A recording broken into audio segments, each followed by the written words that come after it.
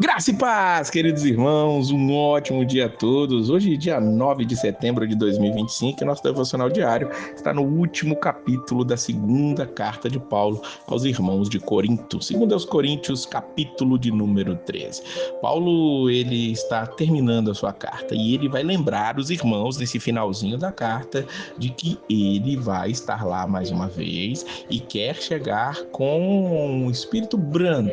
Ele quer chegar com calma naquele lugar. Ele diz aqui no versículo 2: já anteriormente o disse, e segunda vez o digo, como quando estava presente, mas agora, estando ausente, o escrevo aos que antes pecaram e a todos os mais, que se outra vez for ter convosco, não lhes perdoarei.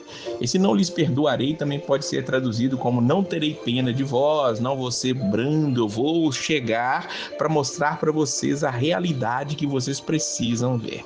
Por isso Paulo vai mais uma vez orientar aqueles irmãos: antes de eu chegar aí, vocês precisam fazer uma coisa. Veja o versículo 5: examinai-vos a vós mesmos, se permaneceis na fé, provai-vos a vós mesmos, ou não sabeis quanto a vós mesmos que Jesus Cristo está em vós, se não é que já estáis reprovados. Paulo, ele chama a atenção daqueles irmãos. Veja que Paulo está dizendo que ainda que ele ame mais aqueles irmãos, ele pode até ser menos amado, mas o que não pode é ele deixar aqueles irmãos viver de qualquer maneira. O tom pastoral não quer dizer que vai deixar as pessoas viverem em pecado. Ele, João, Pedro, eles amam os irmãos para os quais eles estão escrevendo, mas não falar a verdade não seria uma demonstração de amor. Ter apenas palavras bonitas e carinhosas, infelizmente, é o que muitos hoje querem, estão amontoando líderes. Opa, já estou dando spoiler dos próximos devocionais que vão ser em Timóteo, mas a ideia é que nós entendamos que os líderes precisam chamar atenção, precisam disciplinar, precisam ensinar com amor, com cuidado, sim, mas quando a palavra precisa ser um pouco mais dura, assim precisa ser, e é o que Paulo está dizendo aqui. Ele vai dizer, como ele já falou lá no capítulo 12, que ele se regozija de estar fraco quando vós estáis fortes, e o que desejamos é a vossa perfeição. Então Paulo diz: eu estou fraco, tudo bem, mas desde que vocês estejam fortes. O que nós desejamos é que vocês se aperfeiçoem a cada dia mais. Portanto, ele diz no versículo 10, escreva estas coisas estando ausente, para que,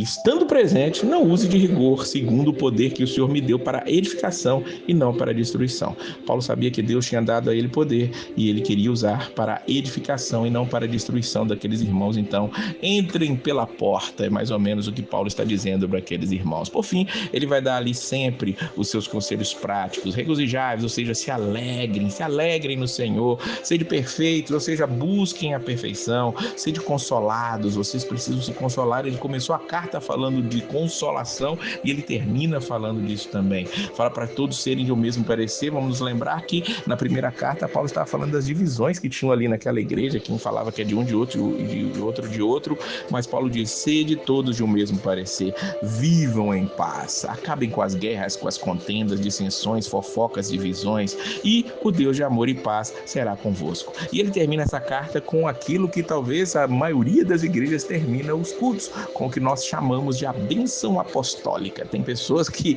saem chateadas de um culto se não receberem essa bênção. É justamente o que Paulo ele traz aqui nesta carta aos irmãos ali de Corinto. A graça do Senhor Jesus Cristo e o amor de Deus e a comunhão do Espírito Santo seja com todos vós. Amém. Eu posso ouvir o amém aí do outro lado? Se você ouviu até aqui, coloca um amém bem grandão aí no comentário do WhatsApp, no YouTube, para que nós saibamos que você está ouvindo essa mensagem, e compartilhe com o maior número de pessoas possíveis. Que Deus abençoe a sua vida e a paz